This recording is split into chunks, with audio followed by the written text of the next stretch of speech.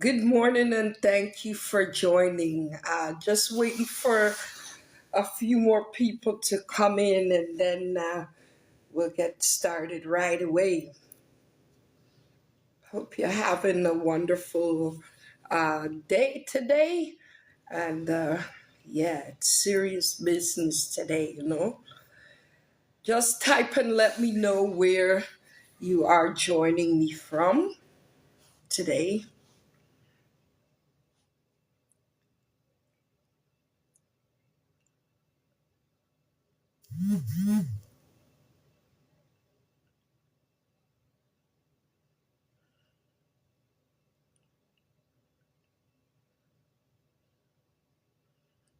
Morning, morning, everybody. Auntie D, thank you for joining. Greetings. I see my neighbor from so long ago has joined, and it's nice to see everybody join in my live this morning. And just give me a couple more, just a few more seconds. I want to see if other people are going to join. Grand Rising, likewise, Queen Mother, you done know. Good morning, Dan. So, this morning I want to talk about the historical and the systemic racism here in Canada and the refusal of the Canadian government to actually want to do anything about it. As you know, a few months ago, Black People United for Change, we launched a petition. We actually launched two. One was petitioning the Ontario government, so on a provincial level. So that petition was sent in to the Legislative Assembly of Ontario. The second was national and federal, which was read into the House of Parliament on September the 18th of this year. So, why I invited you all to join my live today is because yesterday the Canadian government gave us a response to that petition. So, the petition was asking, not asking, but demanding that the Canadian government implement laws that protect Black people living in Canada from anti Black racism. So, what we asked was not something that's entirely impossible or that hasn't been achieved for other groups that were previously marginalized and discriminated against in this country. And we also asked for that formal and public apology. You see, a lot of us aren't aware that it's not just in the United States of America where segregation existed and police brutality and all the god awful things that we only hear about taking place in the United States of America. As a matter of fact, when Harriet Tubman, the late great Harriet Tubman, liberated Black people from those plantations down south and immigrated to Canada through the Underground Railroad, I want to tell you that because of the poor, unjust, and unfair treatment of those Blacks, thinking that Canada would be a refuge and safe haven and accepting of them, unlike what was happening in the US, I want to tell you that a lot of those Blacks actually took off and left and fled back to the US in the state of Vermont. So this country in which we live here in the north, they are not exempt. They are not perfect. They are just as bad as our neighbors across the North American border. So I want to tell you about petition number E6484, which was tabled into the House of Commons by federal MP Gord Johns. Yesterday, Black People United for Change received a response. The response to that petition was that they've already implemented, they acknowledge that anti-Black racism exists in Canada, which they cannot say it doesn't anyway, because it's been proven over and over again. Good morning, Lady Christine from the Keeping It Real show. Thank you for joining me, sister. So they basically clapped back and said to us, well, we acknowledge anti-Black racism in Canada, yada, yada, and we've rolled out programs such as the Canadian Black Justice Strategy and this and that and all other programs and initiatives meant to target and handle and put a cap on anti-Black racism. But they forgot in their response to the petition that we asked for a formal apology, which we deserve, because we've seen the Indigenous community receive national apology, a National Indigenous Day, which by rights they are very deserving of it, because this country completely wiped out an entire generation of Indigenous people in this country. But you have to look at it. Let me tell you the series of events. So, the Queen ordered ships to sail across the oceans and the seas, to go to India, to go to China, and last stop was Africa. So their last stop in Africa, they realized that Black people were a strong and very intelligent set of people. Not only were we strong and intelligent, but we were talented, kind, loving, and peaceful people. So they took that kindness for weakness and decided that we can't let them go. Look at all this gold and prosperity. So the Queen from Europe issued and authorized, capture them, bring them, sell them, make them hard, strong Black men work. Let them strong Black women bear children that we could put to work for free. And that's exactly how the act of slavery began. Basically, as they say in Jamaica, they took our kindness for weakness and entrapped us. So years and years went by until Harriet Tubman was born. And she freed herself on her own and turned back. She could have stayed put up north and just lived out her life, but she turned back to liberate her brothers and sisters. And she believed at that time that the further north she carried our brothers and sisters, our ancestors, that the more high cousin Akira bless her. She was under the belief that now Black people have protection. But on the contrary, we had segregated schools in Canada. We had Black people denied employment, denied an education, all because of the color of our skin. So Black People United for Change, we believe, yeah, we deserve that national apology too. We built North America. Don't think that we didn't have a hand in building this country too. So you rob the land from the Indigenous, then you rob Black people from their homeland, use them to work, build up, mock us, take away our culture, take away our identity. And now you say, well, we acknowledge anti-Black racism exists, but we ain't doing nothing about it.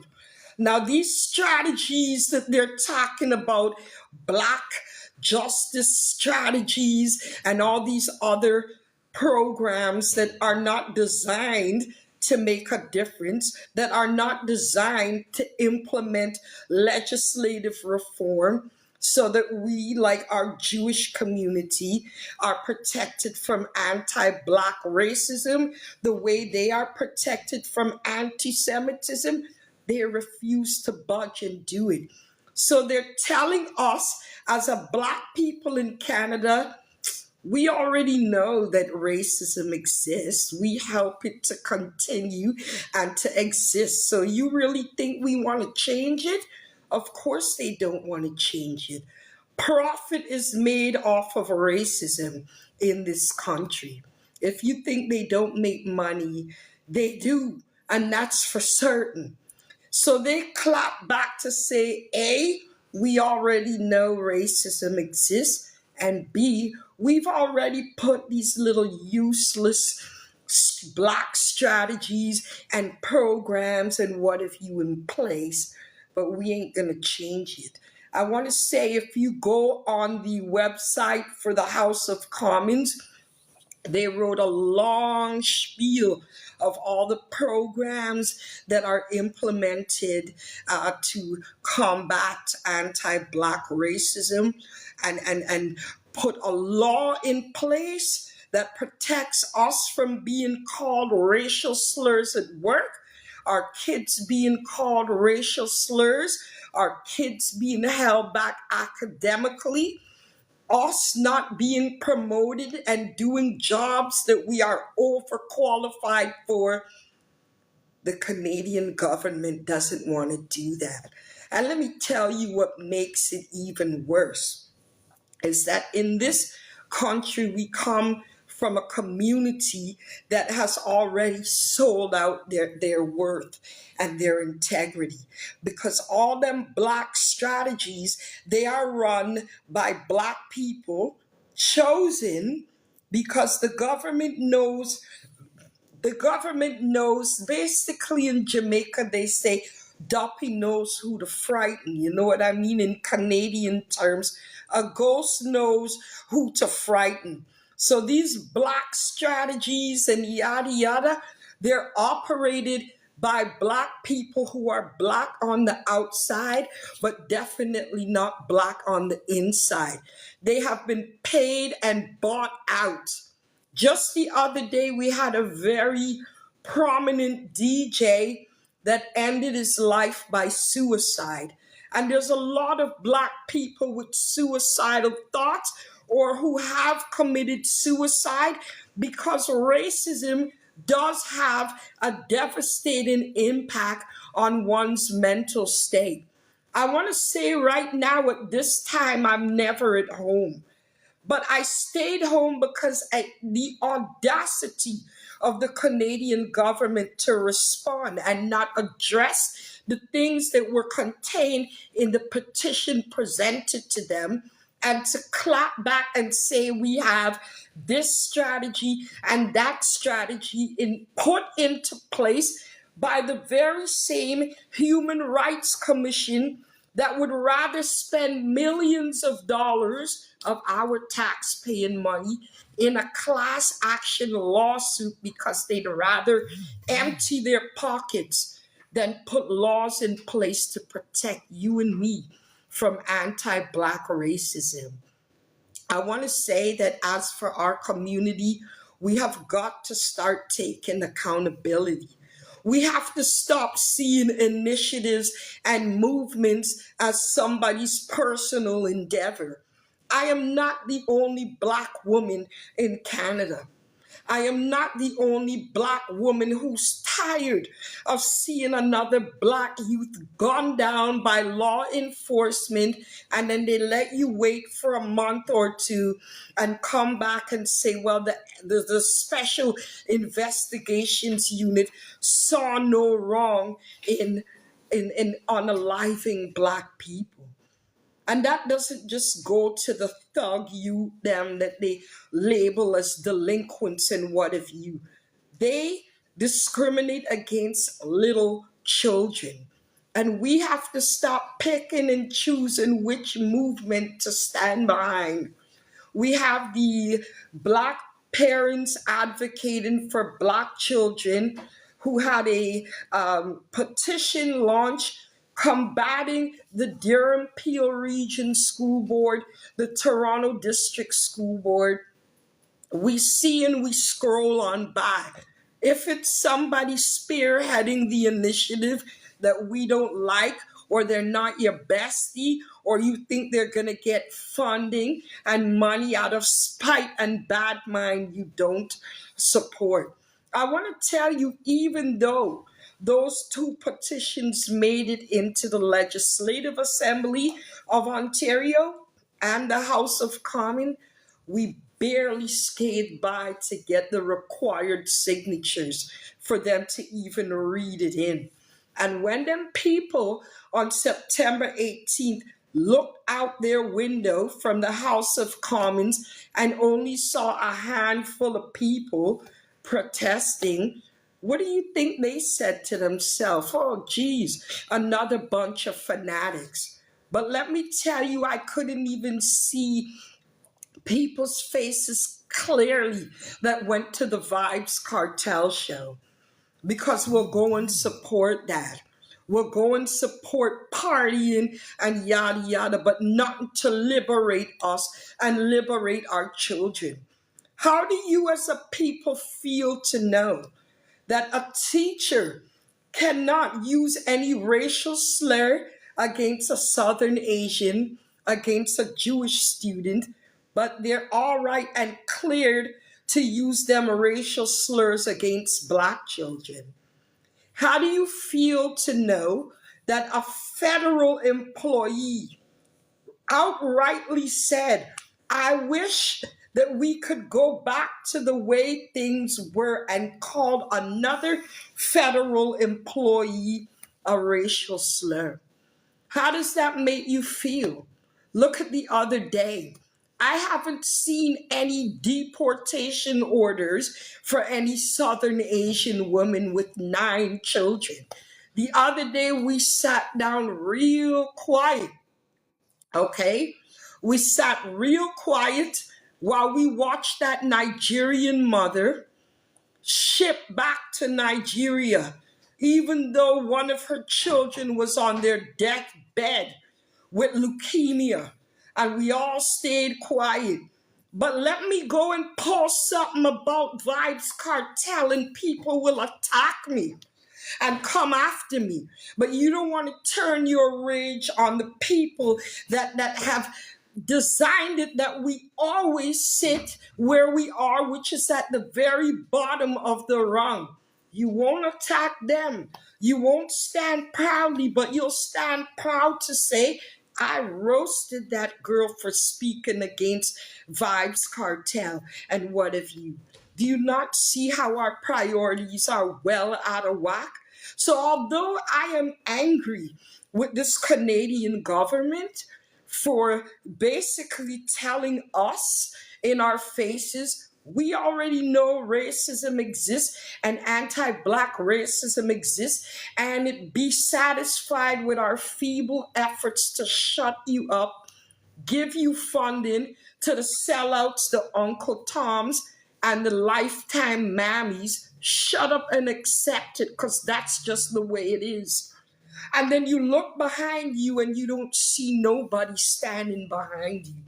I want to say that since Black People United for Change has launched an endeavor to fight for our people and educate us and tell this damn government that, yo, we're human beings too.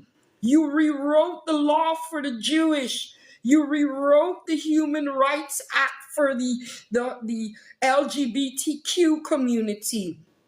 You now give full protection through the Human Rights Act to the Indigenous. And what about us?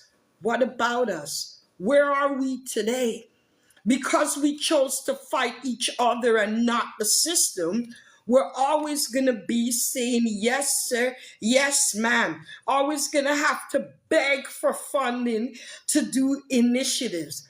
And you know what? We're like hungry, thirsty, salivating dogs that fight each other for their little funding, when by now we have been here so long, since Harriet Tubman brought us here, and we have nothing.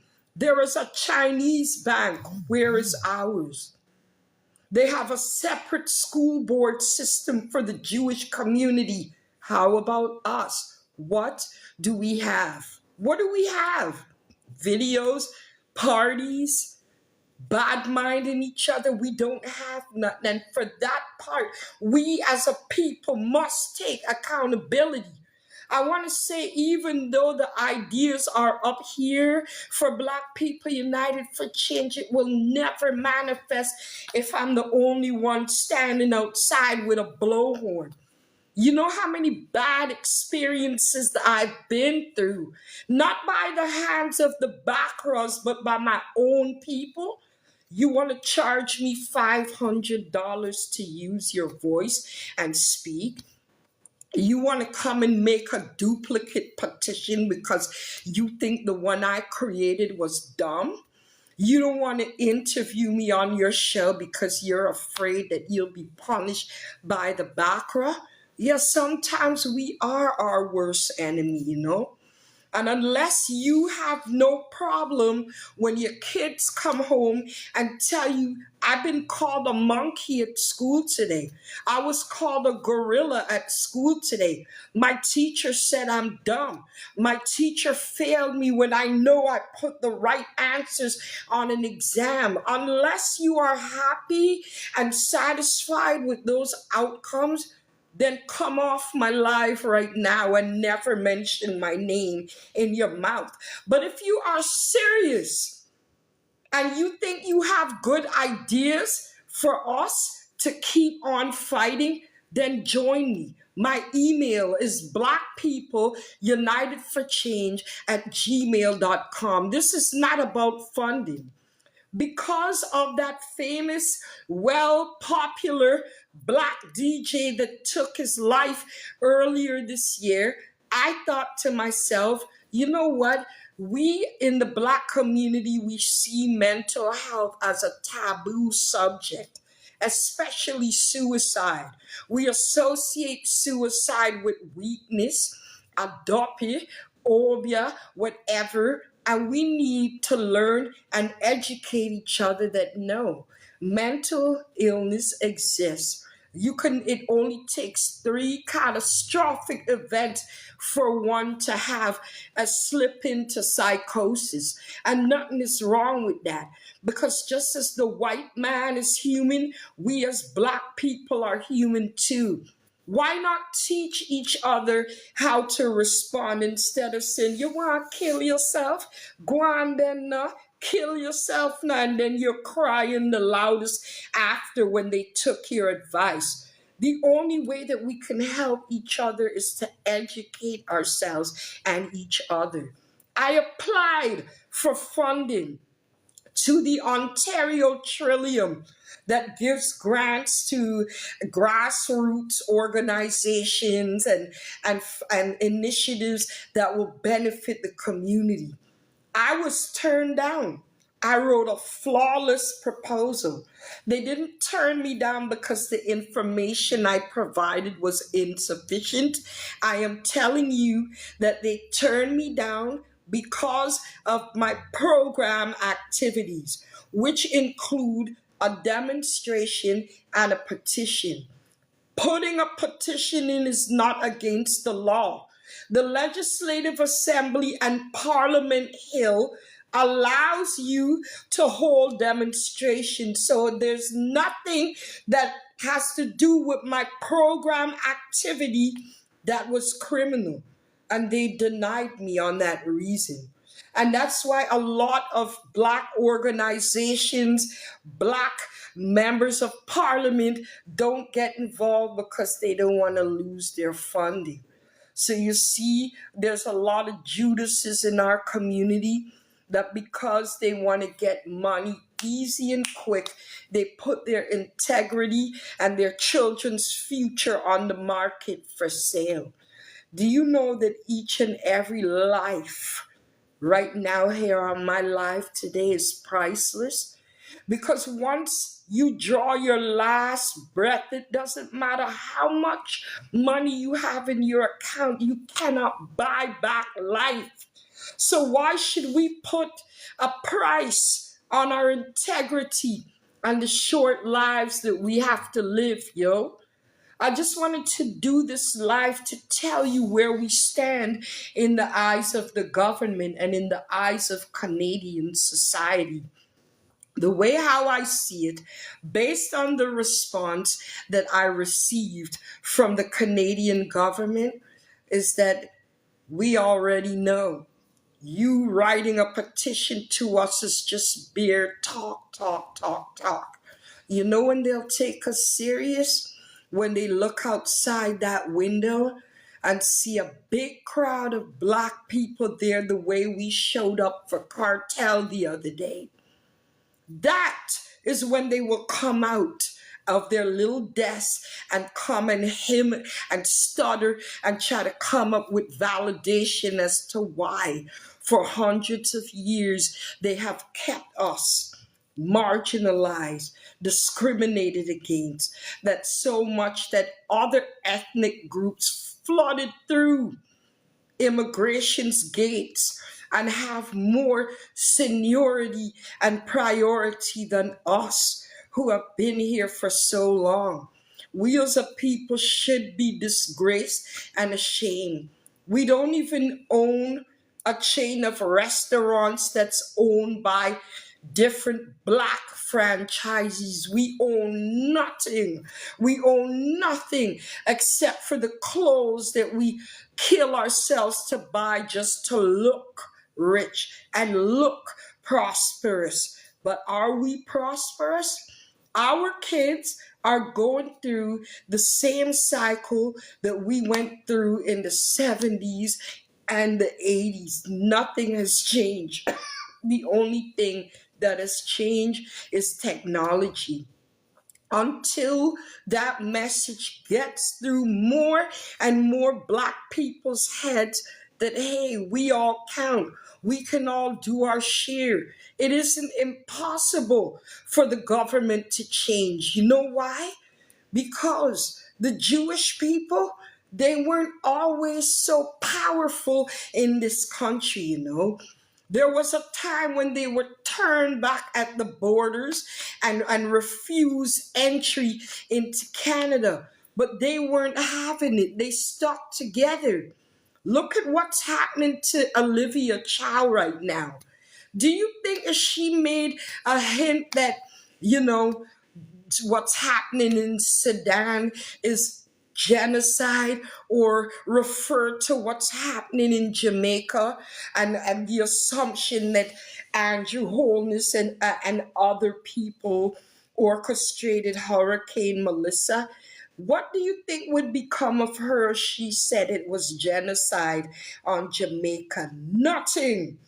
But she can't say that about Israel because now they're calling for her resignation. Why do you think that is?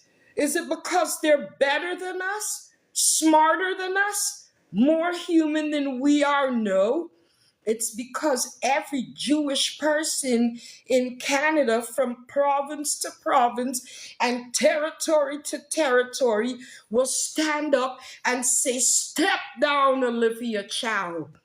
But if it was us as black people and we took offense to her genocide statement, we'd chirp our teeth, yeah, man, I will idiot that, but we don't stick together. If we only stick together, we could burn them down to their knees where we have been for way far too long. But until that part of the puzzle gets through to more and more black people, we're always going to be at the bottom of the chain. We do not own Caravana, but it's our culture being celebrated and on display that attracts people from all over the world every summer to come and jump up and get on bad. But who owns Caravana? It isn't black people no more. So all them millions that this city generates every summer after every summer, it isn't going into our pockets. It isn't going into fund the fight to eradicate anti-black racism. It's going into their pockets. What do we have? What do we have? We used to have that West Indian food chain. I believe it was called Sunrise. But jealousy, competitiveness, and bad mind, we don't have it no more. Look how we allowed Southern Asians to come to this country and take over the entire restaurant industry. Who can cook better than us? Go into Walmart right now and tell me if you could find a bag of Lay's chips that are jerk chicken or ackee and saltfish flavored. You won't find it. But you know what you'll find? Go to Gerard Square. As soon as you walk into that Walmart, you're going to see masala flavored Lays and butter chicken flavored Lays. We don't even have that, yo. And we should be ashamed of ourselves. And as for what's happening in Jamaica, you know what's a sad aspect about it? That the government says they will fund nonprofit organizations for any initiatives that they implement to raise money to help the victims of Hurricane Melissa. Could I tell you, I want you to go on Google and Google the very first organization that was funded. They're Southern Asian. You think that's funny? I want you to go on Google. And if I am wrong, then I stand corrected. But the last time I checked was on Sunday. We didn't hear PM Carney say, Jamaica, we empathize with you. We encourage you to stay strong. That man had nothing to say. All he said was, we're allocating $7 million. You know, when you have a child and the man doesn't spend quality time with the child, they just slap money your way. Yeah, the money's great, yada, yada, but you're missing that humanistic touch when you don't put humanity into what you're doing. And everybody's saying Canada gave $7 million. What about their care and compassion? How much of that did they give? Right now, every time I log on to a social media platform, you have dancehall artists warring with each other, making fun of each other, disrespecting black government officials, and the world is watching us, you know. Did you see the Ukraine doing that when Vladimir bombed them up and unalived the bag of them? We didn't see that. But go on social media right now, YouTube, Instagram, Facebook, TikTok. All you see is bare mayhem. Not mayhem that promotes or fosters unity in this time of devastation and crisis in Jamaica, but disunity. How do you expect that Jamaica will build back if all we as a people are doing is warring and fighting each other? How far do you think we'll get? What other nation do you see doing that, yo? When they have world disasters or natural disasters, do you see the country and the people that are descendants of that country fighting each other? Oh, you stole this, blah, blah, blah. All you see is unity. But that's missing from black people. And don't think this unity is only prevalent amongst black people in Canada. It's a worldwide problem with us. It's worldwide. We're posting stuff about the Palestinians. How much do we post about Sudan and what's going on out there? We ignore it. because we have this outlook that, well, it's not my circus, not my monkeys. Yeah, it's not your monkeys. How do you think the people that you're cheering on feel about us? Have you ever heard of something called dinner table conversation? What do you think they call us at their dinner table? Monkeys, parasites, no account, good for nothing. Yet we stand up and cheer these people on. I'm going to knock the Blue Jays today because you know what I remember? A lot of you forgot. You're all dressed up in Blue Jays t-shirts. Go Jays, go, go Jays, go. Do you remember Roberto Alomar? What he did when the Blue Jays won the World Series that time? And Roberto Alomar hit that home run? Please, I will never come on no social media platform and talk things based on assumption or speculation. That Roberto Alomar, who is biracial, he spit in a black journalist's face. Spit in his face. What does that tell you about the Blue Jays and their ideologies? I don't care if it was back in 95. They didn't apologize enough. Yeah, they asked him, but let me ask you something. Since Melissa unleashed her fury on the island of Jamaica, all you people, including Adidja Palmer in the Blue Jay shirt, have you seen or heard them give anything to the little island of Jamaica in the face of crisis and catastrophe right now? Did the Blue Jays give anything? So just in the very same way that we are cheering them on, they didn't even give a dime to Jamaica. And those things that I'm sharing with you, it must make you think and look within. Self-reflection, yo. Even for me too.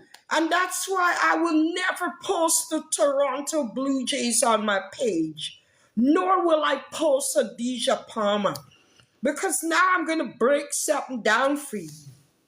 I saw the post with him and his big check that he's given and his newly founded foundation.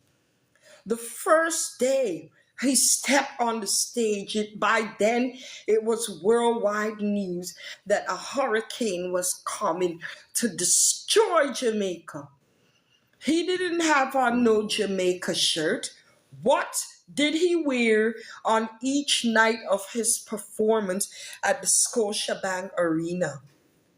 Was it a Jamaica shirt? Was it a shirt showing the national heroes of Jamaica? The racist Toronto Blue Jays. Am I right or am I wrong? Does that not make you think? We have to realize, though, outside of anti-Black racism, that not every given hand is a kind hand. And all I could see right now from my people, it's like, oh, so-and-so gave this amount, so-and-so gave that amount. How many of them hopped in a helicopter to see if they could rescue people that are still missing? We're not paying attention to that, right? We're only paying attention. Oh, they gave this, they gave that. What about the lost and the missing that cannot be reached right now? Are we posting their faces? Are we posting the little people that are just 9-to-5 people that are given from their heart and their hard-earned money, maybe even scrimping back on rent just to help their brothers and sisters in Jamaica? I'm not seeing them glorified online. You see, this is the problem. This is why we are locked in a box. Our oppressors know that the way to reel in black people is give them a pat on the head like a dog, number one, and just shine a little bit of spotlight over them. Give them a key card and an extension number. And that's all it takes to win them over. That they sell their value and their integrity. As a black people, I'm telling you, I can't do this live where the government will care to listen. But I'm pleading to my black community all across. We need to stop what we're doing, yo. We need to turn that anger and aggression to the right people. We need to share and love each other and lift each other up, or we are always going to be at the bottom of the rung. And if you don't care about yourself being down there, think about your children and your grandchildren, because the way how I see it, the history of black people is on repeat, and it's repeating over and over and over again. And that's what I had to say today. So I don't know what strategy that Black People United for Change is going to take to combat the government. We're going to have to think. I'm telling you straight up, it is not something that can be done solo. We are not looking for fame or fortune out of this. You know what I'm looking for? That when my grandchildren start school, they're not going to face what we face. You know, there's someone on my live right now who had their teenage minor son deported back to Jamaica. That would never happen to a Southern Asian or a Jewish person. The black community was silent and absent when the mother on my live right now watched as the Canadian government back in the late 80s, early 90s shipped her son back to Jamaica. For what? He didn't murder anybody. You know why it happened? Because we failed to stand there and be there for each other. And this is going to keep continuing and continuing unless we get true to one another. You don't know. I want to thank you for coming on my live. Tomorrow is Wednesday night. I invite you all to tune in to my girl, Lady Christine, on her Instagram live. So just look up Lady Christine at 9 o'clock every Wednesday. She opens up her podcast with a prayer, and every Wednesday she opens up her platform to listen, to stories from the black community and what's going on in the community. So I'm hoping you guys will go over to Insta and add her and love each other. Don't scroll by other people's initiatives. I made myself a promise, after September 18th, that even if I'm not going, I'm going to hit the reshare button. A lot of you would love Lady Christine's show and her as a person. So all of the people forward and respect Queen, I want you to give that same respect to a next queen, sister of mine, and my queen mother, Miss Dorothy. Bless up and thank you for listening. So bless up yourselves. I'm going now, and I hope that even if it's one person, that what I had to say today got through to someone. And my little cousin over there, upcoming activist in North Carolina, and my auntie, bless up yourselves. See, the struggle continues, but we're not going to give up. My mom used to always tell me, she used to say, listen, you get up, you fight. You might be down, but you're still in the ring. So the fight continues. See? Bless. One love. Thanks for coming by. Now, how do I end the live? Sorry, you're going to see me struggling. Okay, I'm ending now. Bye, everybody.